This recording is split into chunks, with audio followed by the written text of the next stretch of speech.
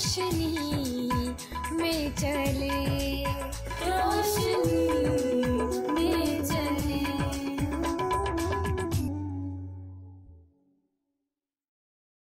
नाज़रीन, प्रोग्राम कलाम की रोशनी में हम आपको खुशामदीद कहते हैं और आज का प्रोग्राम गुज़श्ता एपिसोड की ही कड़ी है। और आज हम गुज़श्ता एपिसोड में हमने जैसे डिस्कस किया कि खुदावंद यीशु मसीह आखिरी फ़सह खाने के लिए यरूशलेम में दाखिल हुए और अब हम देखेंगे कि जो प्रिवेलिंग सिचुएशन थी उस वक्त के हवाले से और यीशु मसीह के वहाँ पहुँचने के हवाले से में हमने देखी। लेकिन आज हम देखेंगे कि यीशु मसीह कठिन और दुश्वार सिचुएशन या हालात के बावजूद बाला खाना में पहुँच गए और आखिरी फ़सह वो खाएंगे। और वहाँ क्या क्या होता है, कैसे आगे हम इसको भाई साहब ही एक्सप्लेन करेंगे, बहुत अच्छे तरीके से वो करते हैं कलाम की रोशनी में। तो मैं चाहूँगी कि हम डायरेक्ट भाई साहब से सवाल करते हैं कि सिचुएशन बाहर काफ़ी दुश्वार है और वो वहाँ पहुँच गए। ये शाम उन्होंने किस तरह गुजारी, वहाँ कितनी देर रहे, किस टाइम पे वो पहुँचे? देखो, ये बात तो हमने पिछले प्रोग्राम में की थी कि सूरज गुरूब होने और स्ट्रीट लाइट्स ऑन होने के बीच में, ठीक है, सूरज गुरूब होने के चंद टाइम पे कुछ लम्हा एक मिनट्स का टाइम था। तो स्ट्रीट लाइट्स ऑन होने से पहले और शाम का वक़्त अगर हम कैलकुलेट करें तो 6 o'clock को, शाम को 6 बजे से वो बयान करते हैं कि शाम 6 बजे जो है उसके बाद एक तो उनकी तारीख चेंज हो जाती है। तो वैसे भी अगर हम मार्च अप्रैल के महीने को देखें जिसमें अभी हम चल रहे हैं, तो आज भी स्टैंडर्ड टाइम जो हमारा फ़लस्तीन का और आज हमारा है उसमें टाइम डिफरेंस ज़्यादा नहीं है। तो अगर हमारी शाम आज 7 बजे हो रही है, सूर्य गुरूब हो रहा है, अंधेरा हो रहा है 7 बजे, तो उनका अगर आधा घंटा बाद होता होगा तो 7:30 बजे होता होगा, क्योंकि सूरज मशरक़ से निकल के तो उस तरफ जाता है। तो उनका टाइम थोड़ा-सा हमारे से पीछे है, हमारा थोड़ा-सा आगे है। तो 7 बजे के करीब जब अंधेरा हुआ है तो उसी वक़्त खुदावंद यीशु मसीह गए हैं अंदर, उसी दौरान। तो 7 बजे से ऑनवर्ड हिस्टोरियंस इस बात पर मुत्तफ़िक़ हैं कि जो सारा टाइम गुज़रा है, जो जब यीशु मसीह उतरे हैं, जिसमें यूहन्ना बयान करता है कि और वो गीत गाकर वहाँ से निकले और बाग की तरफ गए हैं, ज़ैतून के पहाड़ की तरफ गए। यूहन्ना की इंजील में इस बात का तज़किरा मिलता है कि वो गीत गाकर ज़ैतून के पहाड़ की तरफ गए। जी। लेकिन वो ज़ैतून का पहाड़ नहीं था, वो ज़ैतून के पहाड़ के दामन में बेसिकली वो कदरून का नाला ही था। क्योंकि कदरून का नाला और ज़ैतून का पहाड़ जो है, ज़ैतून के पहाड़ की अतराई तो कदरून के नाले ही में होती थी। मैं ये बयान कर रहा था कि हमने पिछले एपिसोड में यह ज़िक्र किया था कि खुदावंद यीशु मसीह कदरून के नाले में ठहरे रहे और उसके बाद फिर वो उस वक़्त शहर में दाखिल हुए जब शाम हो रही थी। इसलिए कि स्ट्रीट लाइट ऑन होने से पहले और सूरज गुरूब होने के बाद अंधेरे के वक़्त में यीशु मसीह अपने शागिर्दों के साथ जल्दी-जल्दी उस बाला खाना पर गए।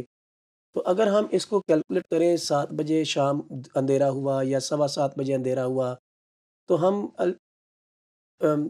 तकरीबन अगर हम कहें कि 7 बजे का टाइम था जब सूरज का अंधेरा हुआ है और स्ट्रीट लाइट्स अभी ऑन नहीं हुई, तो उसी वक़्त यीशु मसीह दाखिल हुए हैं। तो यीशु मसीह तकरीबन 7 सवा 7 बजे बाला खाना पे उस घर में पहुँच गए थे। लेकिन मत्ती रसूल अपनी अंजील में जो ज़िक्र करते हैं और वो गीत गाकर बाहर की तरफ ज़ैतून के पहाड़ पर गए। तो ये जो गीत उन्होंने गाया है, ये ईद फ़सह की तरतीब में आखिरी गीत था, क्योंकि इसके बीच-बीच में वो बहुत दफ़ा ज़बूर गाते थे और इस ज़बूर के बारे में हम आगे चलकर देखेंगे कि ये कौन-सा ज़बूर इन्होंने गाया है। लेकिन वो सारी तकरीब होने के दरमियान जो वक़्त लगा है, जो अगर हम ऑर्डर ऑफ सर्विस इसका देखें, तो उस ऑर्डर ऑफ सर्विस में जो फ़सह के खाने का और उसकी सारी तकरीब का वक़्त था, उसको अगर आप देखेंगे, पढ़ेंगे, तो आपको मालूम होगा कि ये ऑर्डर ऑफ सर्विस जो है, फ़सह की तकरीब का जो बाला खाना पे हुआ है, उसका ड्यूरेशन 1.5-2 घंटे से कम का नहीं है। अच्छा, ठीक। उससे पहले खुदावंद यीशु मसीह वहाँ गए हैं, ख़ानदान के साथ मिले हैं, रुके हैं, खाने की तैयारी हुई है, सारी चीज़ें तैयार हुई हैं। उसके बाद फिर बाकायदा तौर पर फ़सह की तकरीब शुरू हुई है। तो ऑलमोस्ट ये तकरीबन 5 साढ़े 5 घंटे तक यीशु मसीह बाला खाना पे रहे हैं। 5 घंटे तक? तकरीबन 4.5 साढ़े 5-6 घंटे, बल्कि अगर कहें तो ज़्यादा मुनासिब है, क्योंकि आधी रात के वक़्त का करीब था जब यीशु मसीह गेतसेमनी बाग में पहुँचे हैं। सही। उसके बाद खुदा यीशु मसीह वहाँ दुआ में रुके रहे हैं और काफ़ी टाइम गुजर चुका था, तकरीबन 3:30-4 बजे के वक्त के करीब वो लाठियाँ लेकर आए थे। गिरफ्तारी के लिए तो पहुंचे। गिरफ्तारी जो हुई है वो तकरीबन यीशु मसीह की जो है वो रात के चौथे पहर में हुई है, तकरीबन सही। 3 बजे के आगे पीछे। हम्म, तो रात और दिन पहरों में तकसीम था, तो रात के चौथे पहर के करीब जाकर तो यीशु मसीह की कहीं गिरफ्तारी हुई है। तो यीशु मसीह गेत्सेमनी बाग में भी 2-2.5 घंटे रहे हैं, 3 घंटे, जहाँ पर वो दुआ के लिए रुके रहे। तो जो ड्यूरेशन है बाला खाना का वो तकरीबन 5.5-6 घंटे का बनता है ठीक। और उसके बाद फिर वो गेत्सेमनी बाग की तरफ गए हैं। तो इस दौरान यीशु मसीह ने बहुत कुछ किया है। इनके लिए चूंकि ये शहर से बाहर थे और इनके लिए फसा तैयार करवाई गई, की गई, कहाँ से ये खाना आया जो उन्होंने अपने शागिर्दों के साथ बैठ के वहाँ खाया? यहूदी ईद थी वो, जी और यीशु मसीह ही सिर्फ उस फसा को नहीं मना रहे थे अपने शागिर्दों के साथ, जी जी दुनिया के तमाम यहूदी ये काम कर रहे थे ठीक। और तमाम यहूदी अपने अपने घरों में ये एहतमाम कर रहे थे, आज तक करते हैं वो? आज तक कर रहे हैं। पर अभी उस तरह से नहीं, खैर उस तरह से नहीं कर रहे, उस एहतमाम के साथ लेकिन नहीं करते। वो याद तो करते हैं। तो जिस तरह से वो करते थे वो वक्त ऐसा था कि तमाम यहूदी ईद फसह को बहुत धूमधाम से मनाते थे, बड़ी ईद थी इनकी ये। ठीक। और ये जो खानदान जिस घर में यीशु मसीह गए हैं, इस घर वालों ने वो बाला खाना अपने लिए तैयार किया हुआ था, अच्छा क्योंकि हर घर में तैयारी होती थी। ठीक है, ईद की तैयारी जैसे होती ईद है। की तैयारी जैसे हमारे यहाँ क्रिसमस की तैयारी होती है, और ईद क़यामत मसीह की तैयारी होती जी। है, इसी तरह से वो ईद फसह की तैयारी हर घर करता था। इस खानदान ने भी अपनी कुव्वत के मुताबिक, अपनी सलाहियत के मुताबिक, अपनी वसाइल के मुताबिक इन्होंने अपने घर को तैयार किया हुआ था। खानों के भी अरेंजमेंट्स किए हुए थे अपने लिए। लेकिन जब 12, 13, 14 लोग और आ गए, 13 लोग, तो फिर उनको अरेंजमेंट ज़्यादा करना पड़ा और उन्होंने तो अपने हिसाब से किया हुआ था जितने उन्होंने मेहमान बुलाए होंगे, क्योंकि ये मिल के कई दफ़ा ईद फसह का खाना खाते थे लोग, सही। कम्युनिटीज़ में खाते थे, 2-2, 3-3 फैमिलीज़ मिल के, कई दफ़ा रिश्तेदार सारे इकट्ठे हो जाते, जैसे हमारे यहाँ होता है, सही त्योहारों पर लोग सारे इकट्ठे होते हैं। सही। तो इसी तरह से यहाँ पर भी होता था। मुमकिन है इन्होंने कुछ फ्रेंड्स को बुलाया हो, या मुमकिन इनकी अपनी इमीडिएट फैमिली ही हो जिसमें ईद फसह हो, और उसमें ये 12 यीशु मसीह के शागिर्द और 13वें यीशु मसीह खुद, 13 लोग और आ गए हैं। अब उस खानदान ने फिर दोबारा से अरेंज किया होगा खाने का, क्योंकि खाना तो वो साथ लेकर नहीं आए थे और खाना उसी घर से, उसी किचन से प्रोवाइड किया गया था। अच्छा, जहाँ पे फसा तैयार, जिस घर में वो फसह के लिए गए थे, ठीक है, वो खाना साथ लेकर नहीं आए थे। जैसे अभी हम उसके ऑर्डर पर बात करेंगे तो उसमें 4 वाइन के कप्स भी हैं, जो मैं वो 4 कप मुख्तलिफ वक्फे से लेते थे सर्कल में, वो भी था। फिर रोटी जो 3 रखी जाती थी वो भी मौजूद थी, और बाकी सारी हर्ब जो चीज़ें थीं, बिटर जो चीज़ें थीं, वो सारी चीज़ें जो उसमें वो करते थे रसूमात में, वो सारी उनके पास मौजूद थी, सही। जिसमें सिर्फ उन्होंने खाना ऐड किया होगा और कुछ और चीज़ें ऐड की होंगी। रोटियां तो 3 ही होंगी, क्योंकि 3 रोटियां रखी जाती थी, जिसमें से एक तोड़ी जाती थी, जिसको यीशु मसीह ने भी तोड़ा था और तोड़कर अपने शागिर्दों को दिया था। सही। तो ये सारी चीज़ें तो वहाँ प्रोवाइड की हुई थी, और यीशु मसीह इनमें से कोई चीज़ अपने साथ लेकर नहीं आए थे, क्योंकि ईद फसह खाना मीन सिर्फ खाना नहीं होता था, ये पूरी एक इबादती प्रोग्राम होता था। अच्छा। ये एक पूरी इबादती तकरीब होती थी। ये जो बाला खाना पर हो रहा है, ये कोई सोशल एक्टिविटी नहीं है। अच्छा, सही सही वो खाना was not a social activity, वो एक रिलीजियस एक्टिविटी थी, सही। और वो रिलीजियसली होता था। उसमें बाइबल मुकद्दस और दुआएं और शुक्रगुजारियों की सारी चीज़ें जो हैं, वो सारी उसमें चलती थी, और यीशु मसीह ने उसी तरतीब से किया जिस तरतीब से हर यहूदी घर में हो रहा था। ठीक। अच्छा, मतलब खुद से कोई अलग से कोई एक्टिविटी नहीं की, बल्कि ऐसा ही होता। अलग से तरतीब नहीं कोई भी, लेकिन उस तरतीब के अंदर यीशु मसीह ने कुछ नई चीज़ की है। जैसे पाँव धोने की रस्म कर दी, ये जिसमें यीशु मसीह ने कहा कि ये मेरा खून है। हम्म, ये चीज़ फ़र्क, ये फर्क था। और यहीं से एक नया ट्रेंड और नया उसको स्पिरिट मिली उस तकरीब। आपने खाने के मुतालिक भी बताया, आपने मैग के मुतालिक बताया, आपने रोटी के मुतालिक भी हमें बताया। इसके अलावा यीशु मसीह ने, आपने पहले फरमाया कि कुछ नई चीज़ें की।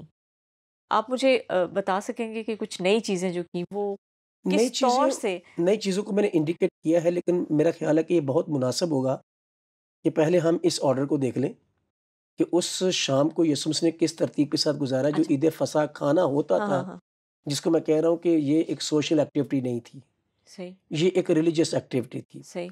और यहूदी लोग ईद फसा की जो तकरीब है ये वाली खाने की, जी। जिसको आम तौर पर ये ईद फसा खाने कहा जाता है, हम्म। लेकिन इसकी तरतीब क्या होती थी? मैंने ये तरतीब जो है ये एक हैंडबुक से ली है। इसके लिए होता ये था कि जब ये बैठते थे तो सब लोग सर्कल में बैठते थे। इसकी तरतीब ये होती थी और जब सर्कल में बैठ जाते थे साहब, तो जो फैमिली हेड होता था, जिसको वो ख़ास ऑनर देते थे, वो हेड चेयर पे होता। ठीक है। He sits on the presiding chair, ठीक। Presiding place.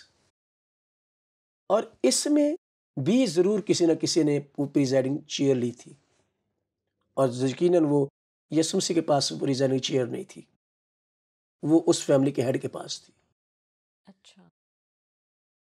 और यीशु मसीह उस तकरीब में उस खानदान के साथ थे। हमारे पास जो तस्वीरें पहुंची उसमें तो प्रिजाइडिंग प्लेस पर यीशु मसीह बैठे हुए हैं जी जी। और ये तो काफ़ी सालों बाद की बात यही है मेरे जहन में सवाल आ जब रहा था कि ये तस्वीर जो हमारे पास मुसव्वर ने लाया है, ये तस्वीर तो बहुत सालों बाद आखिरी बनी है। फसा की तस्वीर जो है उसमें तो यीशु मसीह सबको ऐसे नहीं था, ऐसे नहीं था, लेकिन यीशु मसीह के हल्के शागिर्दों के हल्के में यीशु मसीह प्रोमिनेंट प्लेस पर है। ठीक। लेकिन वो फसा यीशु मसीह ने उस खानदान के साथ खाई थी अच्छा। और उस खानदान का भी एक हेड था, ठीक है। और चूंकि कोई ना कोई रबी उनके साथ होता था हर खानदान में, लेकिन चूंकि वो एक रूटीन में काम कर रहे थे, कोई ना कोई शख्स था उनके साथ सीनियर। यीशु मसीह तो गए तो रब्बी के तौर पर थे, लेकिन उन्होंने अपना अरेंजमेंट तो किया हुआ था। अगर ये नहीं जाते तो वो तो अपना अरेंजमेंट करके बैठे हुए थे ना। सही। जैसे हर घर में जो इबादत होती है, काम होता है, तो कोई ना कोई खादम साथ होता है। ठीक है। लेकिन इसमें फैमिली हेड जो है वो सारा काम करता था, हेड प्लेस पे वो होते थे। जब ये बैठ जाते थे तो फिर ओपनिंग प्रेयर होती थी। उसके बाद पहला वाइन का कप जो है वो सर्व हो जाता था। ओपनिंग प्रेयर के बाद। ओपनिंग प्रेयर के बाद एक कप वाइन का सर्व होता था। लेकिन यहाँ पर मैं अपने नाज़रीन के लिए वाइन को मैं डिफाइन ज़रूर करना चाहता हूँ, क्योंकि जिस कल्चर में, जिस कॉन्टेक्स्ट में हम बैठे हुए हैं, यहाँ पर थोड़ा-सा अबहम पाया जाता है कि यहूदी लोग भी शराब पीते थे। ये बड़ा लाइटली ये बात कह देते हैं और क्रिश्चियन लोग भी इबादत में जी वो वाइन लेते हैं, तो शायद ये शराब इनके यहाँ अलाउ है या शराब ये पीते हैं, ये इबादत में भी शराब पीते हैं। ये जान लेना ज़रूरी है। मैं अपने नाज़रीन को ये रेफ़र करना चाहूँगा कि अगर आपने यहूदी कॉन्टेक्स्ट में, यहूदी मज़हब में ये मैं या शराब जो कि मशरूब से लफ्ज़ है, शरब से है लफ्ज़, ये फ़ारसी ज़बान का लफ्ज़ है, जिसका मतलब हर दफ़ा नशा आवर मैं नहीं लिया जाता। ये किसी भी चीज़ के जूस को आप शराब कहते हैं या मशरूब कहते हैं। सही। तो अगर मैं का लफ्ज़ इस्तेमाल करें या शराब का लफ्ज़ इस्तेमाल, तो शराब से मुराद भी जूस ही है, अंग्रेज़ी में तर्जुमा इसका जूस किया गया है। तो इसकी स्टडी के लिए मैं रिकमेंड करना चाहता हूँ, जो हमारे उर्दू स्पीकिंग लोग हैं या उर्दू रीडर्स हैं, जी। वो पादरी बरकतुल्लाह की किताब, उन्होंने एक किताब लिखी बड़ी खूबसूरत, काना गलील का मोजज़ा। सही। काना गलील का मौजज़ा। मोजज़ा। पादरी बरकतुल्लाह साहब ने ये किताब लिखी जिसमें उन्होंने यहूदी मज़हब और यहूदी कल्चर में जो मैं इस्तेमाल होती थी, उसमें उन्होंने बताया कि 7 किस्म की मैं होती थी जो जूस में थी। और सातों किस्म की मैं जो है वो 7 मुख्तलिफ तरीकों से तैयार होती थी और मुख्तलिफ मकासद से तैयार होती थी। और उनमें से एक किस्म थी जिसको तैरोश नाम से जाना जाता था। अच्छा। तैरोश नाम। तैरोश इब्रानी ज़बान में। तैरोश नामी जो मैं थी वो उसका एक प्रोसेस डिफरेंट था और डिफरेंट मकसद और डिफरेंट तरीके से तैयार होती थी और फिर वो मैं जो है वो नशावर मैं होती थी। अच्छा। और सही। बाकी 6 किस्म की मैं जो थी वो मुख्तलिफ मकासद के लिए, मुख्तलिफ मौके के लिए, मुख्तलिफ तरीके से तैयार होती थी। ये अलग बात है कि एसेंस उसका मेन जो है वो अंगूर ही होता था, वो अंगूर का शीरा ही कहलाता था। सही। लेकिन उसकी तैयारी में उसका जो प्रोसेस है वो बनता था और उसकी जो कॉन्सेंट्रेशन है वो बनती थी। सही। तो इसलिए यहाँ पर जो मैं इस्तेमाल की जा रही है वो तैरोश नहीं है और ना वो तैरोश लेते थे और मजहबी एक्टिविटीज में वो तैरोश का इस्तेमाल नहीं करते थे। थी तो ये मैं ही, लेकिन ये तैरोश नहीं थी ठीक। जो नशा अवर में होती है। लेकिन ये एक मजहबी एक्टिविटी थी और मजहबी एक्टिविटी में वो नशा अवर मैं नहीं लेते थे। लेकिन मैं ये बयान इसलिए कर रहा हूँ कि चूंकि हम लफ्ज़ मैं का इस्तेमाल करेंगे, मैं का पहला प्याला, मैं का दूसरा प्याला, मैं का तीसरा प्याला और मैं का चौथा प्याला, और ये अंगूर का सादा रस होता था सही। जो नशा आवर नहीं होता था। और फिर जब कप सर्व होता था तो वो एक एक कप अलग अलग सर्व नहीं होता था, एक ही कप में सर्व होता था और सारे उसमें शेयर करते थे। अच्छा। एक कप तैयार होता था, उसमें से सिप लिया, आगे दे दिया, उसने सिप लिया, आगे दे दिया। और 4 कप सर्व होने का मतलब 4 सिप है। अच्छा, तो दैट वाज़ ट्रेडिशनल और दैट वाज़ खुदा की तरफ से हिदायत भी थी और शरीयत के मुताबिक वो करते थे। और उसमें सिर्फ़ मकसद पीछे ये होता था कि ये शराकत है, एक ही प्याले में सब कौम। ठीक। तो वो एक सैक्रामेंटल उनका एक इफ़ेक्ट और एक अलामत थी, जिसमें वो शामिल होते थे। एक शख्स पूरा-पूरा कप नहीं पीता था। हाँ, एक कप में सब शामिल होते थे ठीक, ठीक, और हर शख्स एक सिप लेता था।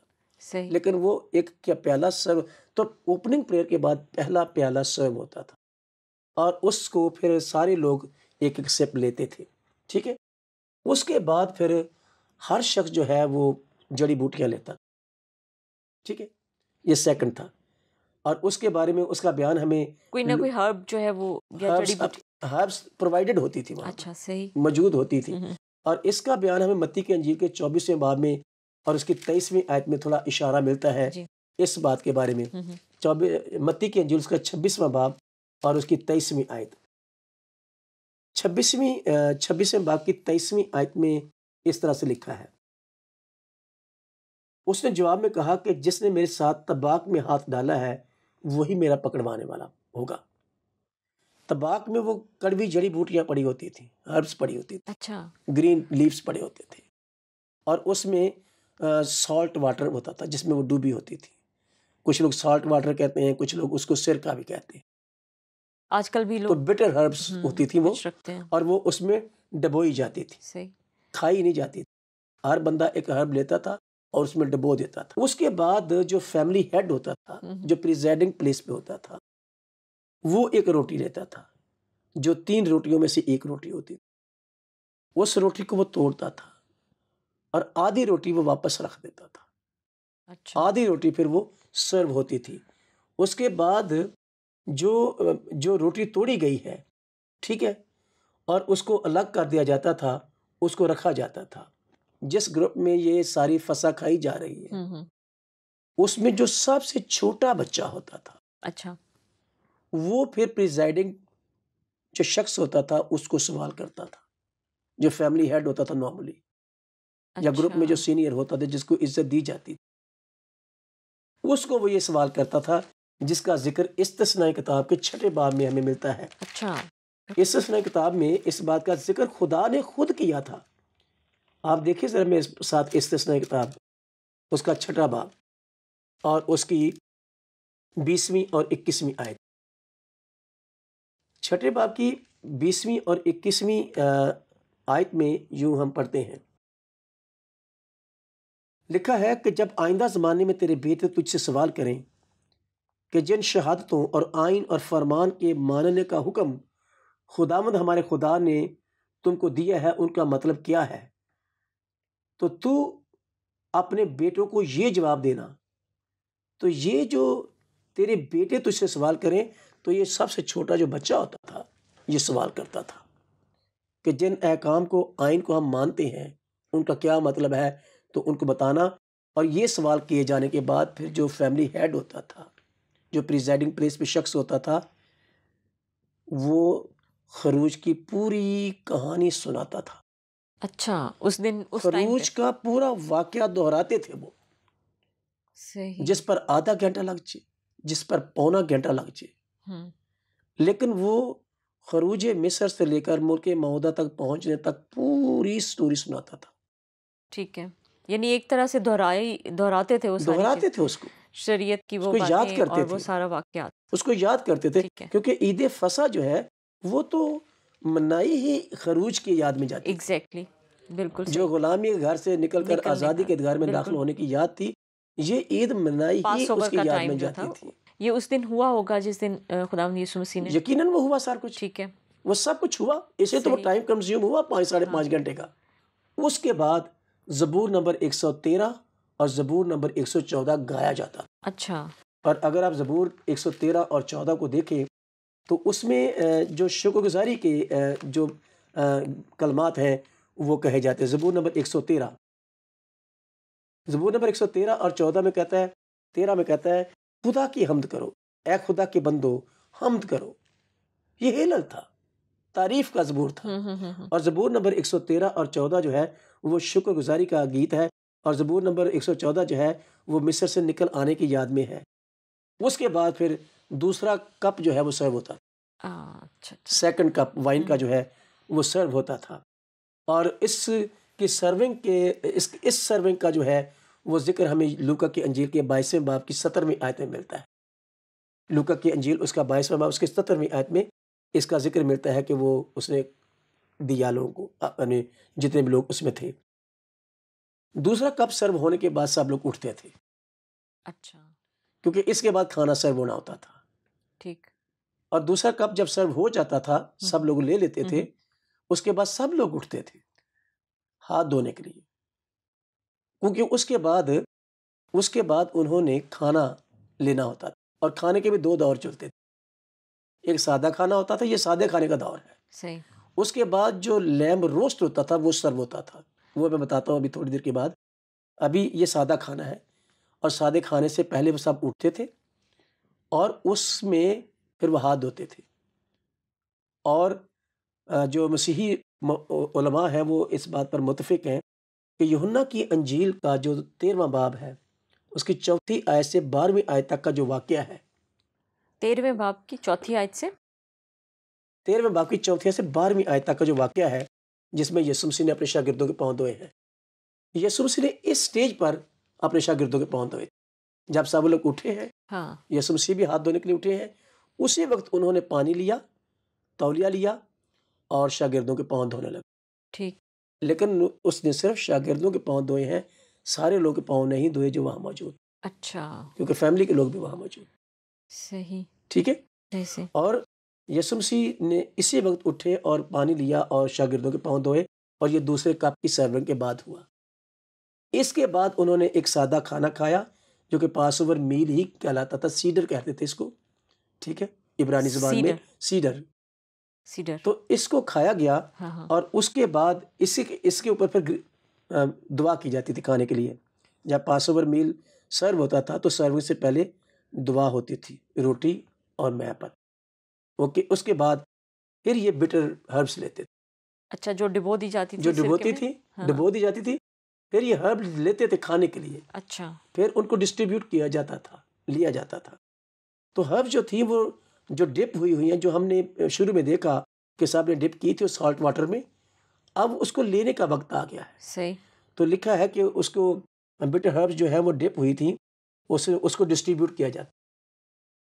ठीक ठीक है। जब ये डिस्ट्रीब्यूशन हुई तो जब यीशु मसीह लेने लगे तो उनके साथ ही यहूदा इस्करियोती ने भी बहाना डाल दिया था। अच्छा लेते बारी बारी थे, अपनी बारी मैंने पे। ली, फिर उसके बाद आपने ली, फिर उसके बाद तीसरे बंदे ने ली, चौथे बंदे ने ली। लेकिन यीशु मसीह ने जब ली तो यहूदा इस्करियोती ने साथ ही अपना हाथ भी डाल दिया, अच्छा अच्छा जिस पर यीशु मसीह ने कहा था कि मेरा पकड़वाने वाला वही है ठीक जिसने मेरे साथ तबाक में हाथ डाला है। सही और इसका जिक्र हमें यूहन्ना की इंजील के 13वें बाब की 26वीं आयत में मिलता है, जिसमें यीशु मसीह ने कहा था कि मेरे पकड़वाने वाला के हाथ मेरे साथ तबाक में।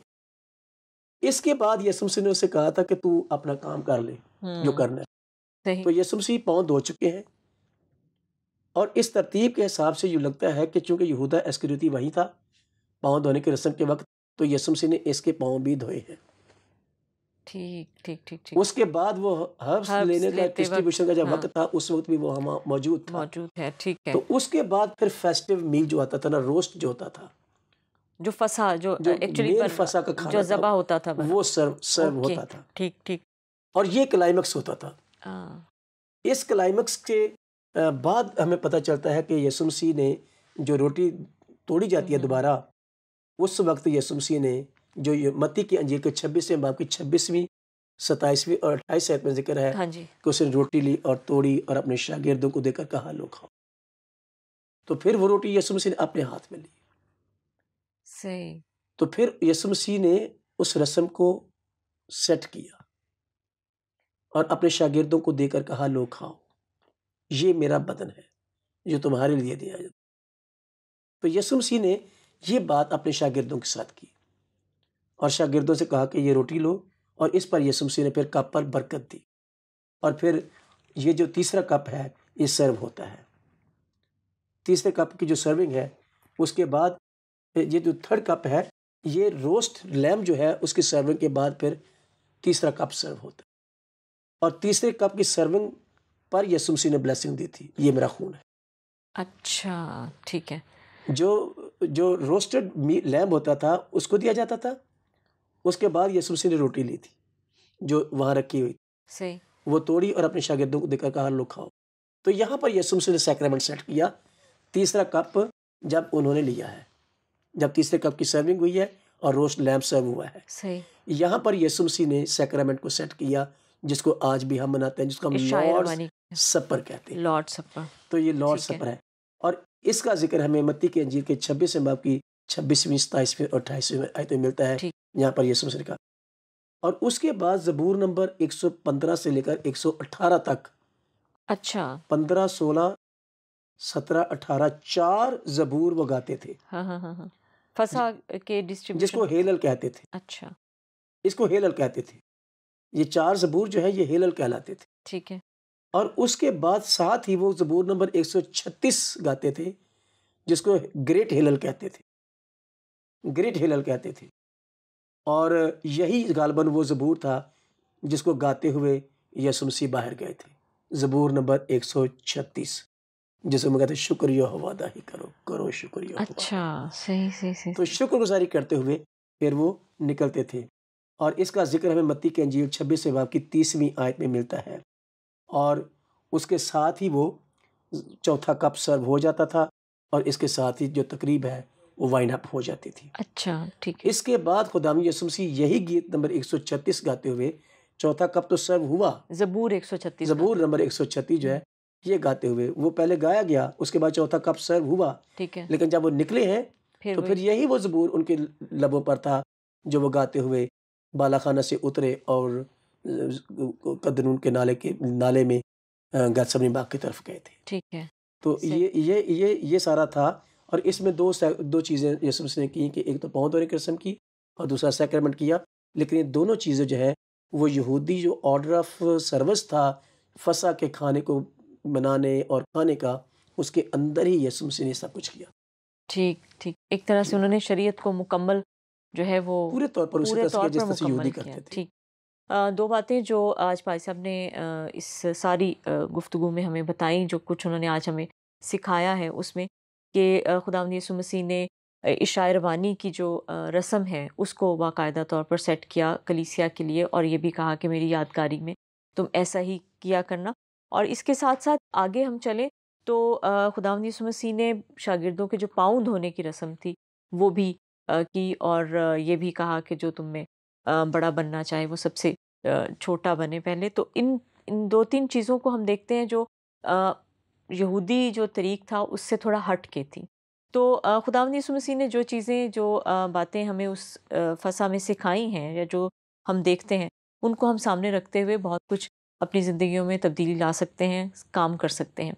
सो प्रोग्राम का वक्त हो गया है ख़त्म। तो हम प्रोग्राम में इसी सीक्वेंस को और आगे बढ़ाएंगे, कुछ और चीज़ें इस हवाले से सीखेंगे। पादरी साहब हमारे साथ होते हैं, पादरी फ्रेडरिक। हम बहुत शुक्रगुजार हैं भाई साहब, आप बहुत टाइम निकालते हैं, बहुत मेहनत करके हमें सारे नोट्स और सारी चीज़ें सिखाते हैं। Thank you very much. Kalam की रोशनी की टीम को अपनी दुआओं में याद रखिए। प्रोग्राम का वक्त ख़त्म होता है, इजाज़त दीजिए, खुदा हाफिज़।